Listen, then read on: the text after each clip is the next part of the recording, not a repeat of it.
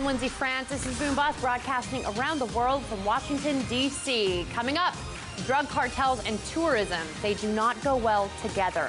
Mexico is a prime example as its tourist businesses take a hit. But it's not alone. A number of countries around the world are experiencing a similar crisis with violence keeping tourist dollars away. And in China, real estate is hot and it's time to make a buck. But only if you are in a very special club. We tell you how to get in and if it's even possible to get in. And the probability of a Petro-yuan, the American dollar, has dominated oil pricing for 40 years. My guest weighs in on whether China, the largest oil importer in the world, will be successful at changing that. Stand by. Boom Bust starts right now.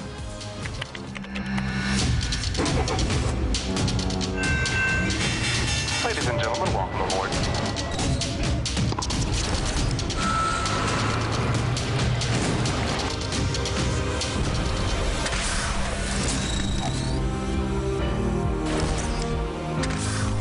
2 months away from closing a year that saw it soar 500%. Bitcoin jumped to more than $6,400 today. And it comes after CME Group said it's set to offer Bitcoin futures. This move could see a tidal wave of investors who have been on standby as the cryptocurrency gains steam. Pending approval from regulators, CME says it plans to launch Bitcoin futures by the end of 2017. 6,400 may sound like a lot, but in Zimbabwe, Bitcoin has soared to over $10,000 in the last week. As national currencies waver, people are flocking to it as a safe haven. Even car dealers now accept it there.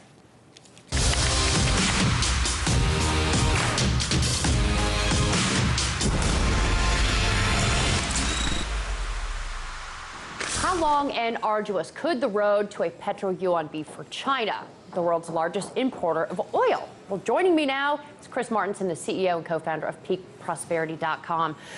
Look, you and I have touched on this. China has made a big move against the dollar. It wants to use gold-backed futures in Shanghai to price oil in yuan. Let's be clear. The petrodollar has dominated 40 years. How viable is this move? This is a really big move because, as you just mentioned, this isn't just some country. This is China, the world's largest importer of oil, tagging in at 8.6 million barrels a day of imports in 2016. Probably another 400,000 or 500,000 above that. Let's call it 9 million barrels a day. That's roughly 25% of the world's exported and imported oil. This is a really, really big move. Do you think that something like this has legs? I mean, the idea is nice, but it's in the execution. Well, it really does have legs. So China has been announcing this for a long time. Yeah. They've unfolded it very carefully. They've run the test marketing on it to make sure that their markets can absorb this. So this is actually a very big move. And I think we have to put this in the context as well. It was last May 2017 where the Kingdom of Saudi Arabia went and visited China. I was talking with a gentleman who was there at that delegation from a panel I serve on. And he said it wasn't just a few people from Saudi Arabia showing up. They brought in 6 full cars that were, the king's personal private cars, 150 chefs. They inked $65 billion in deals, everything from healthcare to IT, you name it. So this was a real pivot of Saudi Arabia and China towards each other in this story. It's a very big deal. Well, it's not only that, Saudi Arabia and Russia now, with the recent visit there. Of course, Saudi Arabia, as it does so well, going to be honest, lots of posturing, the chefs, the cars, the big show, taking over hotels, what have you. But it set a new precedent. It's making a big statement. Well, it absolutely is. And if we look at the scope and the breadth, not just the size of these deals that they're inking with Moscow now, this was, by the way, the first visit ever by a royal delegation from Riyadh, Saudi Arabia, to Moscow. So that's a first. And they didn't, again, this wasn't just about the oil, but it's a very big part of the story. Russia is now busy looking to help Saudi Arabia in areas of building nuclear power plants, agreed to sell them the S-400 missile system. That's an anti-aircraft system. That means Russia, they don't sell that to somebody they don't consider to be a long-term partner because it's something you wouldn't personally want to go up against after you sold it to somebody. So very big deals. And of course, I think this comes on the heels of the United States having its shale miracle really dialing down its purchase of Saudi Arabian oil. Saudi Arabia is looking for long-term partners in this story. But let's talk about a little bit of recreation here. One of the petrodollar's major strengths is that those investment flow, it all flows back into the United States. It also allows for a huge, it allows us to run huge deficits. And so is this the same situation that China could be looking at? I mean, how would it even avoid this and not replicate it? It's an exorbitant privilege, of course, to have the world's reserve currency, and the petrodollar is a really big piece of that.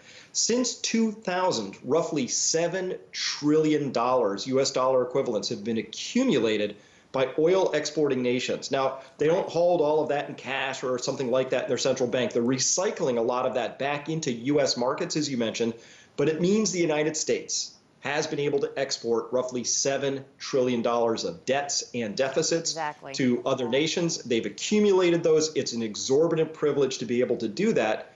Now, China, slightly different story. Their capital markets aren't yet open. They cracked it open a little bit with the idea that you could purchase gold on the Shanghai Gold Exchange for yuan, priced in yuan, and even repatriate that gold if you wanted to. But in the meantime, what China's seeking to do is get itself away from the dollar, begin to establish itself as a Petro-yuan in this case, which they can do given their position. And then for the oil exporting nations, they have a decision. Do I really want to hold this many yuan? Well, sure, because China sells a lot of things that everybody wants to buy. So it's a very, very big move, very underreported in the United States and Western media right now. Well, we've also got to talk about the geopolitics involved. If this catches on the Petro-yuan, what about producers like Saudi Arabia and the relationship between the United States and Saudi Arabia, who originally, back in the 70s, agreed on pricing it to the dollar? Not just that, Lindsay, but I'm sure you know this, but for your listeners, they priced in the dollar and then also kept those dollars in the United States in large measure. So when we look at Saudi Arabia's foreign reserves or things like that, much of that's held in New York City. And so it was a two-for deal. The United States is going to help Saudi Arabia be militarily protected. We're going to help them remain stable in a very unstable part of the world. That they are now inking military deals for things like the missile system I mentioned, but other military hardware with China and Russia. That's a very large pivot, saying that they are now going to be spreading their bets at least across 2 or 3 parties instead of just one. That's a huge deal. Well, you were just at the New Orleans investment conference. You were around a lot of colleagues, people you know. What were their reactions to this?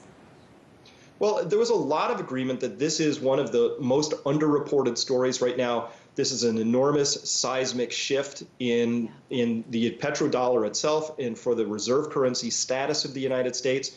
Nobody thinks that the dollar is just going to go away all at once, but it's the erosion. That's what's actually started at this point in time.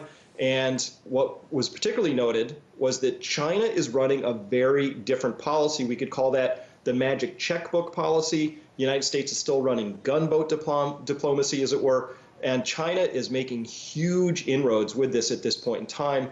And again, everybody there was pretty much in agreement that this needs to be understood because it's a very seismic shift in how things have been operating for 45 years. Right, I'd say. Well, let's pivot now to OPEC. I've got to ask you about this. Cuts are going to extend possibly to through 2018. Stemming that glut and raising prices hasn't proven to be as successful as they'd originally hoped. Prices rising, it took a long, long time. What about the countries that are in OPEC or associates of OPEC, like Libya, Nigeria, the ones who aren't really held to the same standards, citing their domestic problems, but they just keep pumping? Do you see this changing? Do you see them being, having their feet held to the fire at some point to help OPEC out more? It's been very difficult for that to actually happen so far. If you look at the OPEC 13, who are still the major exporters, and you track their numbers, they're up about 2 million barrels a day from 3 years ago. They're wobbling around. The so-called cuts, you can't find it really, obviously, in the macro data across all 13. So we knew that Libya was going to come back online. We knew that Nigeria had some issues. We know that Iraq needed to sell more. These are troubled countries that need the income. So it's been very hard to corral them. The truth is, though, I'm looking for this next year. The rebalancing is almost done. We see lots of signs of economic growth all around the world. We're seeing it in the United States. We're seeing it in China. That growth requires oil. This rebalancing is going to actually catch people by surprise because I think OPEC is pumping pretty much flat out. I think demand is going to outstrip supply starting in another quarter or maybe two. We're going to bring you on to talk about the outcome of your hypothesis. Thank you so much for joining me on this, Chris Martenson, CEO and co-founder of PeakProsperity.com. My pleasure. Catalonia's deposed President Carles Puigdemont says he's not seeking asylum in Belgium after fleeing to Brussels. However, it also appears that he won't be returning to Spain just yet. Conditions would you return to Catalonia? We're here in search of the guarantees that at the moment do not exist in Catalonia and Spain. Well, Carles Puigdemont denied that he was claiming political asylum in Belgium after fleeing there after the tumultuous events here in Catalonia over the last few days. He said he had gone there for security reasons. He said his security had been diminished since Madrid took control of the Mossos Esquadra, that's the local police force here. However, he did not offer any timescale as to when he may return back to Catalonia, stating those security concerns and saying he would only return when there are guarantees in place. Now, we have also heard as a sideline from the Belgian Asylum and Migration State Minister, who has said that all Catalans are free to apply for political asylum in Belgium, and that includes former deposed leaders. Now, in one of the reasons that Carles Puigdemont may not want to come back to Catalonia is because he and 19 others face some very serious charges in this country, including rebellion, sedition and misuse of public funds. Now, the maximum jail term for all of those charges is up to 30 years in jail. This is what Carles Puigdemont said in regards to those charges. This is a lawsuit that perceives an idea and not a crime. It asks for 30 years for each one of us. Well, Carles Puigdemont also said in that press conference that the complaints made by the Spanish prosecutor on Monday were not legally supported, and one of his colleagues at the press conference actually said that the charge of rebellion was akin to a charge of terrorism here in Spain. Now, we've been asking some Catalonians before that press conference what they made of the idea of their former leader fleeing to Belgium. Do you know where Carles Puigdemont is right now? Sure. Where? Here in Barcelona, I think. Where is he? In Girona. Now he's in Girona or in Parliament.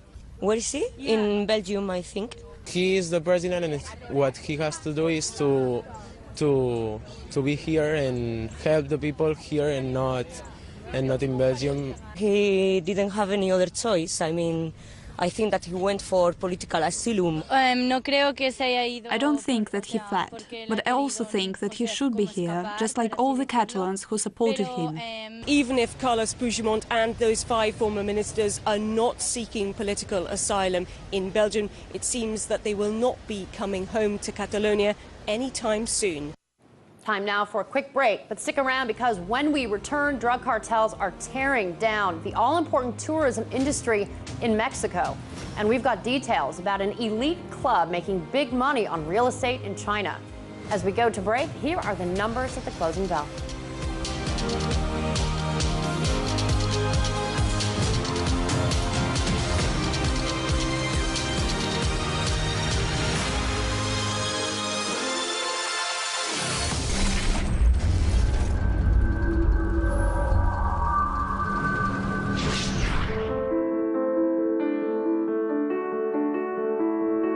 I think the average viewer, just after watching a couple of segments, understands that we're telling stories that our critics can't tell. And you know why? Because their advertisers won't let them.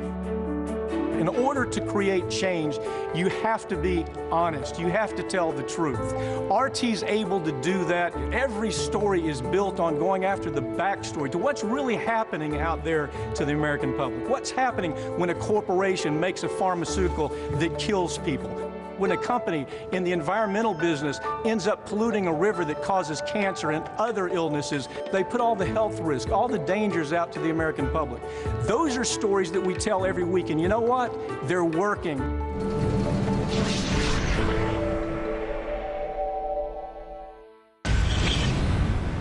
For decades, the American middle class has been railroaded by Washington politics. Big money corporate interest has drowned out a lot of voices. That's how it is in the news culture in this country now. That's where I come in. I'm Ed Schultz. I do the news on RT America.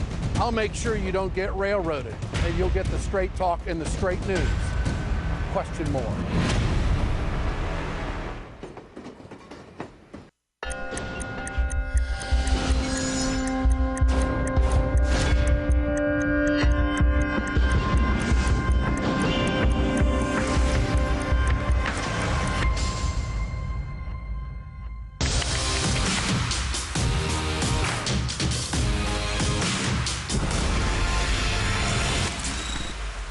Dutch chemical and paint maker AkzoNobel says it is in constructive talks with smaller U.S. rival Axalta Coating Systems about a possible merger. Such a deal would create a company worth about $30 billion. When news of the talks broke, Axalta shares climbed 17%. Akzo underlined in a brief statement that it will move forward with plans to sell its chemicals division, valued at $10 billion. It reiterated promises to return the vast majority of proceeds to shareholders. Earlier this year, AkzoNobel rejected takeover bids by American rival PPG Industries. The last offer was worth about $28.8 billion. And it's a little company that could, and it just might disrupt the delivery of those shoes you ordered online in a good way. Shippo streamlines the delivery process for e-retailers, and it quietly just snagged $20 million in a series of investments, Series B to be exact, led by Bessemer Venture Partners, in a bid to help the little guys like Etsy sellers compete with the likes of Amazon and even Walmart. Its software pulls together all shipping options available in one spot, even regional carriers. Sellers can then price compare shipping. That way they can offer the all-important free delivery so many have come to expect. It also tracks the shipment. eBay Canada has brought it on board, as well as Martha Stewart's brand, Marley Spoon.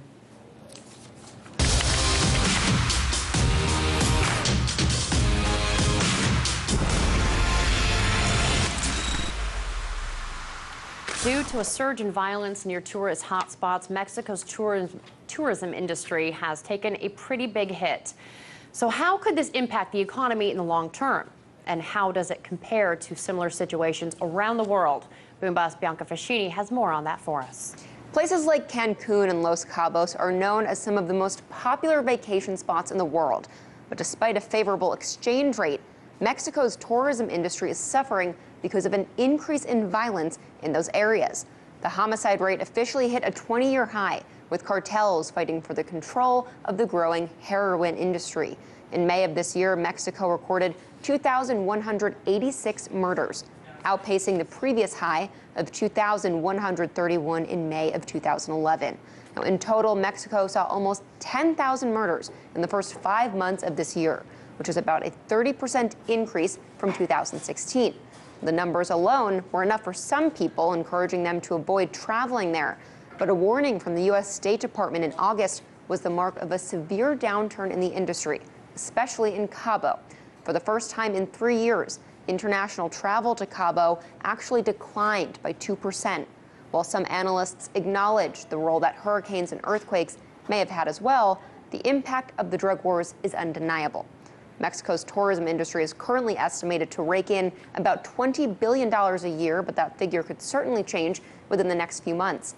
In fact, Barclays said the fall in tourism could cost Mexico 0.5% of GDP. And not just because of the drop in tourists. Hotels and travel groups, as well as local authorities, are spending more money on security, as well as marketing schemes. However, Mexico is not the only country dealing with a situation like this. In fact, conflict and terrorism is estimated to have cost the global economy $13 trillion in 2016 alone. Wow. That is a lot of money. What are some of the other countries, though, that have dealt with similar scenarios? So one comparable situation would be Jordan, because the tourism industry in Jordan contributes 6% annually to GDP and is estimated to contribute another 20% indirectly. So it's always been a big part of the economy. But after the 2003 Iraq War and the conflicts that followed in the years later in Iraq and also in Syria, which both neighbor Jordan, we saw tourism really take a very deep hit. And it's kind of fluctuated over the past decade or so, but we've seen a lot of drop in tourists traveling there, which led to a subsequent drop in the tourism job market, with people either being left unemployed or underemployed, and we know how that can also just have a direct impact on the economy.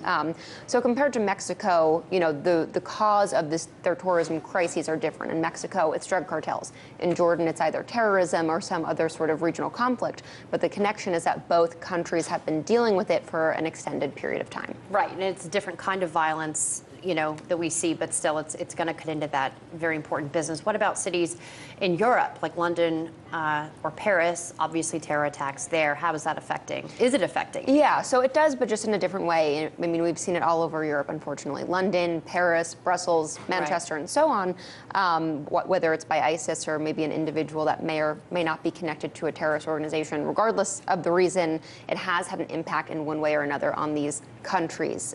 We've seen hits to the local tourism numbers there as well, like in Paris, and in the UK, they're both expecting lower numbers. But ultimately, it's been a very minor decrease versus Mexico or Jordan. It's a different situation because the attacks are a little more sporadic. They're not happening constantly. Right. It's very sad, especially for Mexico, because its tourism industry is just so big. Thank you very much, Boombas Biancoficini.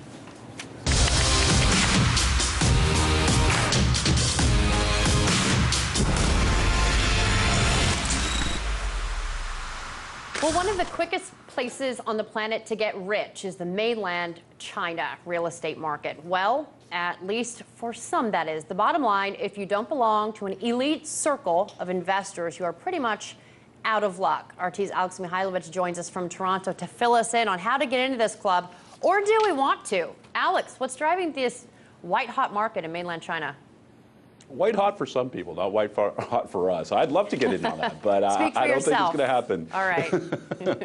Well, I'm sure some people that would out there want to get in on this. There's a lot of money to be made, but we're talking about 7 real estate tycoons who are basically dealing one with the other. And since the beginning of this year, they've made about $44 billion plus on the market there. So they're doing quite well. But when you look at it, I mean, these big companies, so these are obviously owners of massive companies, they're squeezing out the little guys because they're making so much money. They're just buying up absolutely everything. So the market there, obviously hot for some, not for everyone, but one company in particular, you might have heard of these guys, they're Evergrande Group, they're the country's largest developer. Now listen to this stat. Since the beginning of this year, till June, so not even up till now, up till June, their company rose by 534% in value due to the real estate that they've been buying up.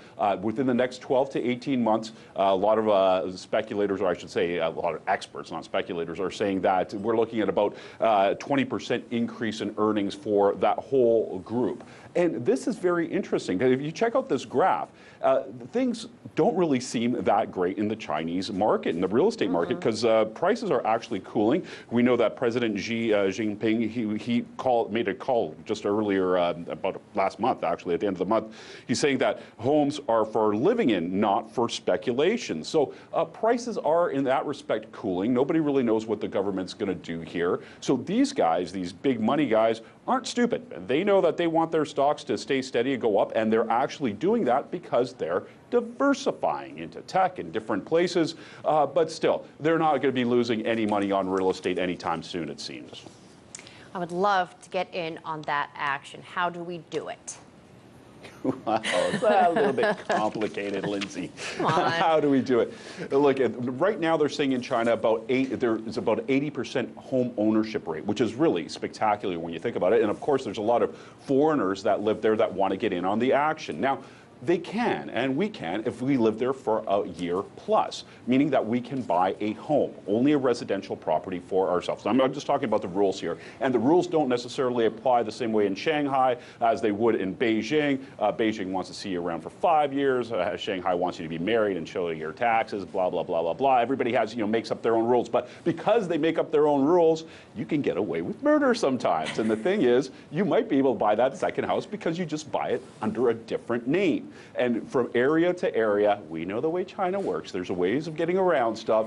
If you want to get in and buy something a little bit bigger, let's say a commercial property, they say you can't, but you really can. All you have to do is register a company in China, and away you go. The problem is here, though, there are other rules that come into play. So anything that you buy, it's a 70-year lease with the Chinese government. They own the terra firma, you own the house, and on top of that, we're looking at the situation that if you own a house that's an older house, well, they just might come and tear it down because they need to build something new. So the rule is buy new. Don't go for those old, pretty houses. Wow. So are you telling me that the government isn't going to pay you, or the construction company isn't going to pay you to take your house or your property? Well, they might pay you, but you might not be getting the market value that you deserve. They'll give you something, but then they'll boot you out. So, in a situation like that, you want to go new. You want to go with the new condos, etc. But we're not going to become multi-billionaires. I think that's the bottom line. No, we're in journalism, Alex. We chose our path. That's true. But I've got to admit, if no, I mean, you look at places like Los Angeles, and the Chinese sink cash into that, into those places to sort of own a business and buy real estate. What's the balance here? I mean, isn't China giving us a hard time? No, it's a balance. China, trade, buying stuff. I don't even know what I'm asking here. That's not really, it doesn't really work that way. Well, look, these are big steps forward. Even the fact that we can buy as foreigners is a massive step in China because prior to 2007, it was a very different ball. Yeah, double standard, right? Thank you very much for this, Alex Mihailovich, coming at us from Toronto. Thank you. If you hate listening to fellow diners slurping their soup or noodles, one Japanese company has manufactured a tool to stop it, or at least to shame a person into stopping it, and it's just in time for Christmas. It's the $130 fork. It's the perfect gift for that annoying eater in your life. With the use of an app, look at that, this fork can sense the sound a person is making. It'll send it to the phone, which picks up the signal and then emits an even more irritating sound of static to remind that person of what they're doing. It also keeps count of how many times that sound is made. The principle here is to embarrass away the habit of obnoxious eating. So go ahead and slip that one into the stocking of someone you love for $130. It's an interesting commercial there. Thanks for watching, everybody. Be sure to catch Boom Bust on DirecTV. Here in the United States, you can find us on the RT channel 321. And if you miss us on DirecTV, catch Boom Bust on YouTube, youtube.com/BoomBustRT. Thanks for watching. See you next time.